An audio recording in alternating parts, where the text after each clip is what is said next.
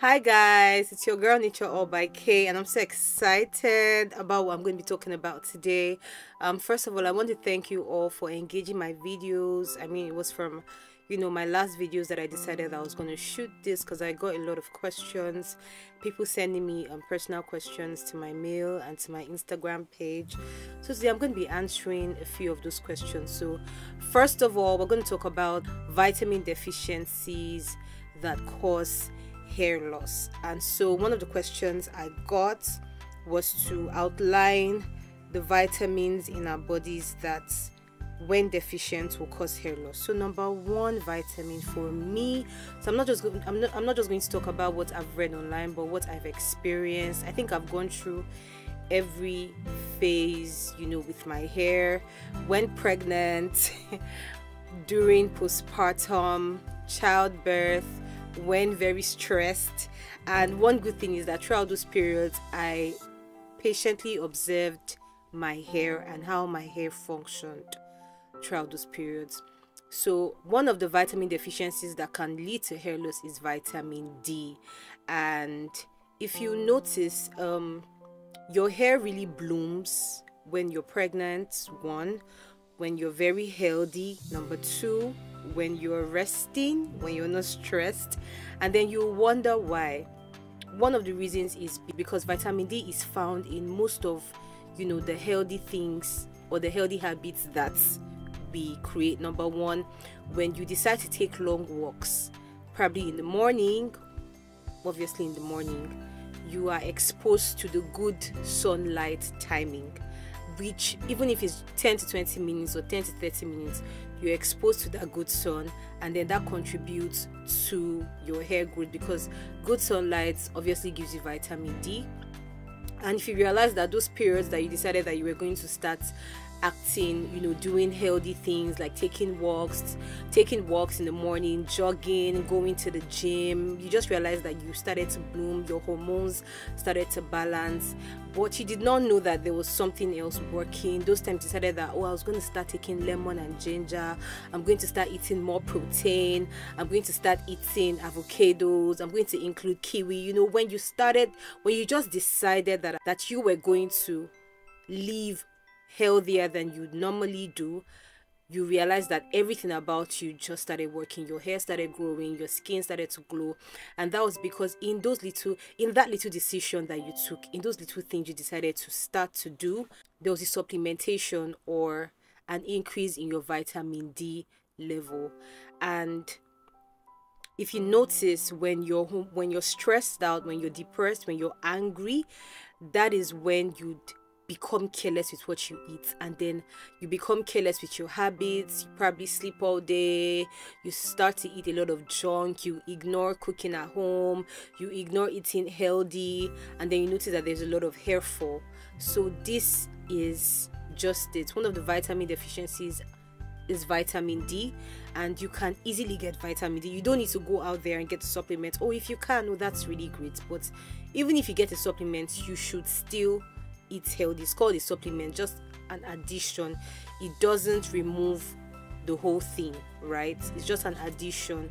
So regardless of anything you do, ensure that you are living a healthy lifestyle. Living a healthy lifestyle, generally, you do not know that you're already incorporating, and you're already incorporating these vitamins in whatever you're doing, from working out in the morning, from eating healthy proteins, from eating healthy foods, from avoiding junks. Vitamin D, your vitamin D level is, at some point is going to balance out. Another thing is biotin. When biotin is deficient in your body, your hair also falls. And many of us, the first thing we want to do is, because of hearsay, we just go out to the pharmacy to get biotin. That's vitamin B7. But like I said, you can naturally increase these vitamins in your body just by changing your lifestyle. Eat healthy. See, eating healthy cannot be overemphasized.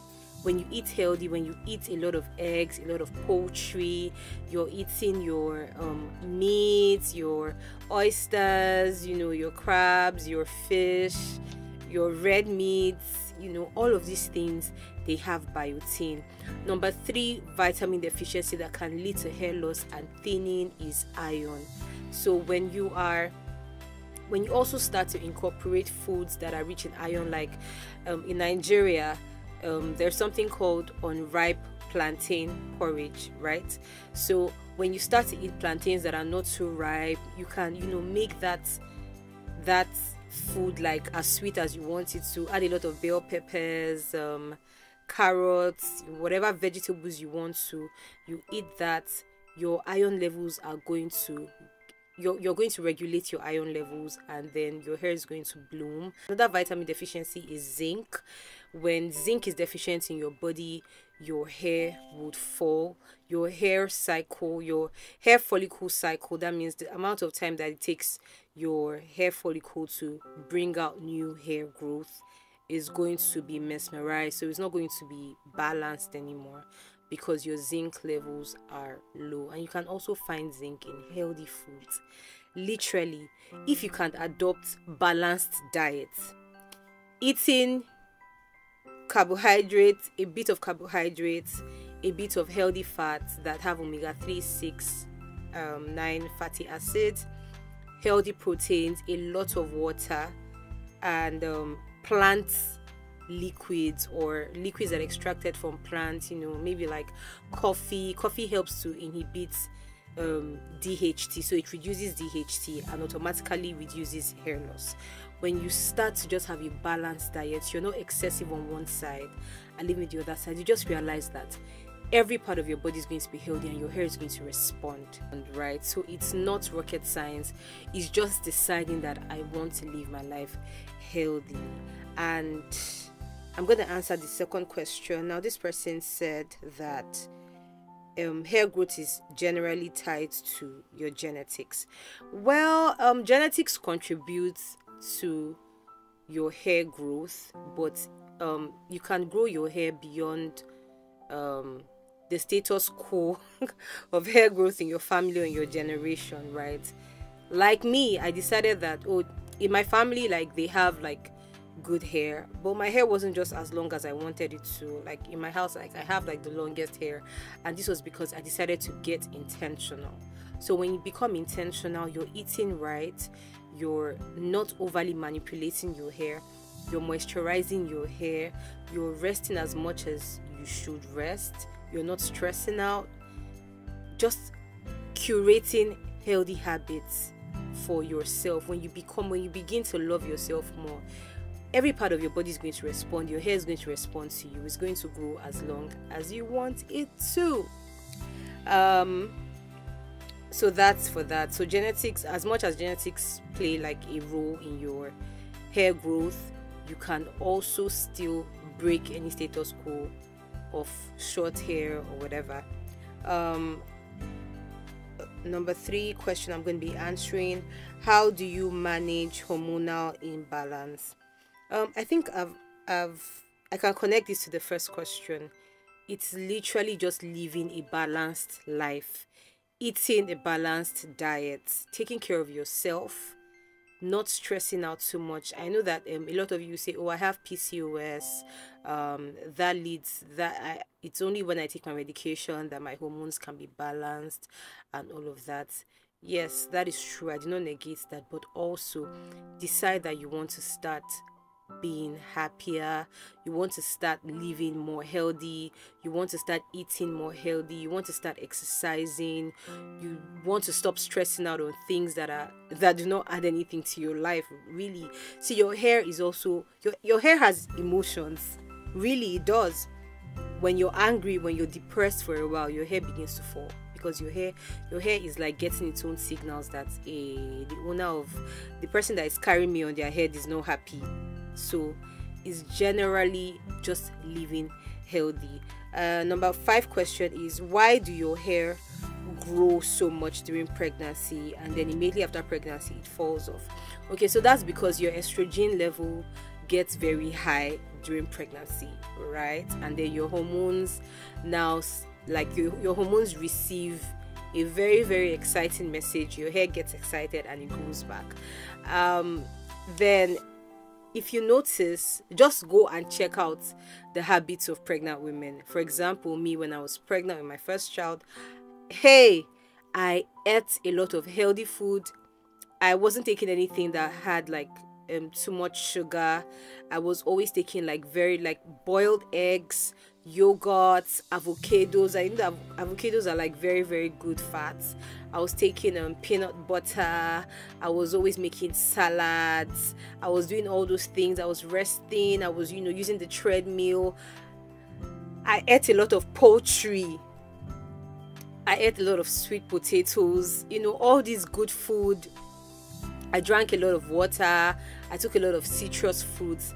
Tell me why my estrogen levels will not just rise.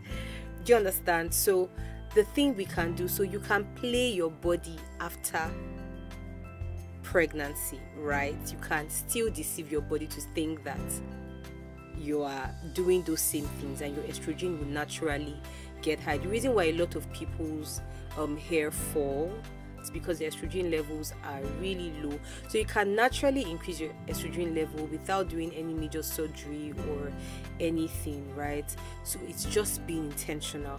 After pregnancy, do not forget yourself. I know that it is stressful, but that was one thing I did. I did not forget myself after pregnancy. In fact, I became very much more intentional.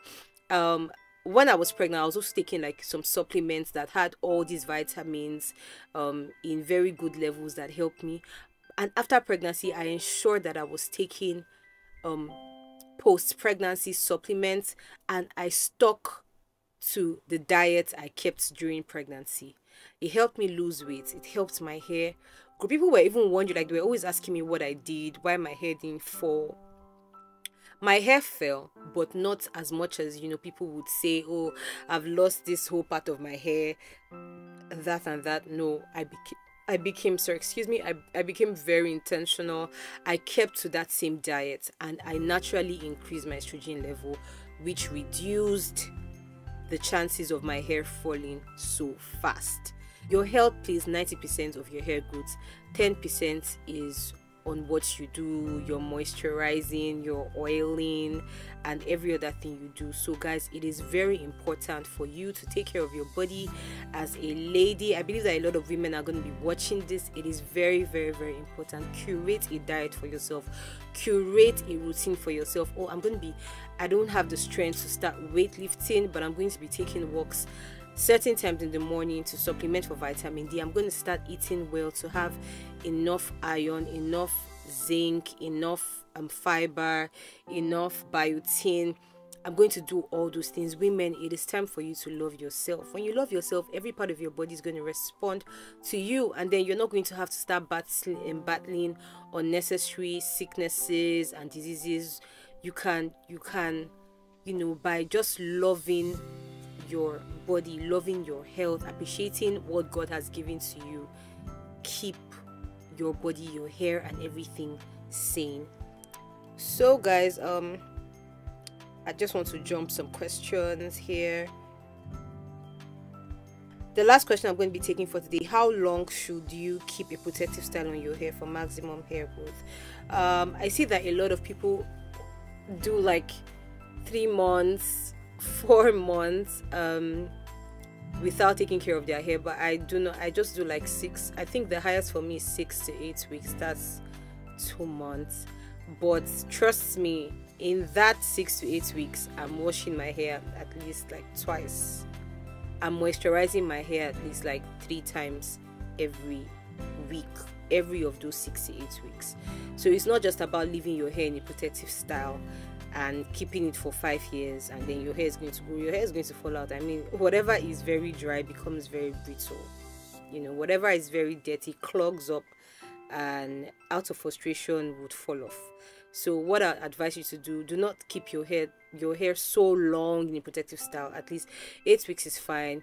In those 8 weeks, wash your hair at least once a month. That's once in 4 weeks.